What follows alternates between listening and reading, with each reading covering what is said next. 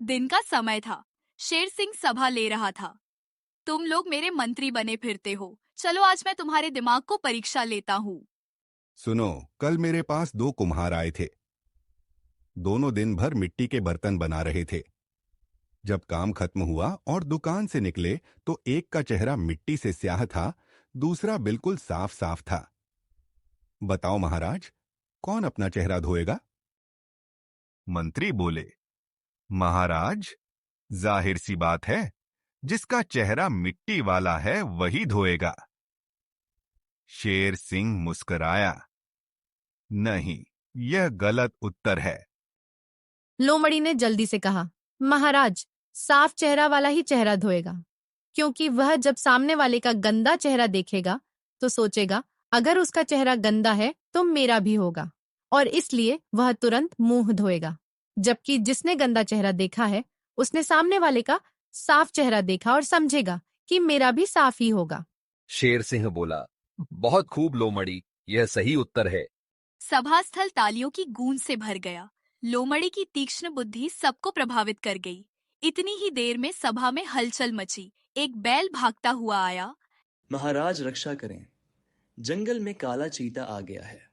उसके आने से मेरी फसल और घर सब खतरे में पड़ गए। कई जानवर आगे आए और बोले कि जब से चीता आया है उन्हें दुर्भाग्य और असफलता मिल रही है। मछलियां नहीं पकड़ दी जा रही, शिकार नहीं मिल रहा आदि। शेर सिंह ने सैनिकों को आदेश दिया और लकड़बग्गों ने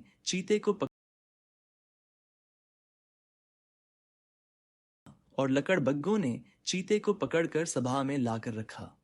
चीता विनम्रता से बोला, महाराज, मैंने कुछ गलत नहीं किया, मैं निर्दोष हूं। पर जंगल में फैली आशंका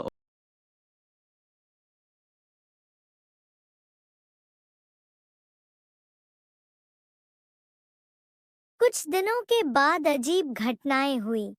भालू को नदी में कोई मछली नहीं मिली। बाघ को शिकार नहीं मिला। कई जानवरों ने कहा कि सब कुछ उस चीते के आने के बाद बिगड़ा है और कहने लगे कि चीता मनहूस है। चीता परेशान होकर गुफा के पास बैठा रहा। लोमड़ी उससे मिली और कहने लगी, डरो मत, मैं तुम्हारे लिए सही रास्ता ढूंढूंगी।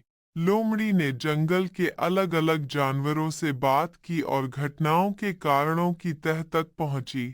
उसने पाया कि अनेक घटनाएं संयोग, शिकार की चाल, मौसम या दूसरे कारणों से हुई थी।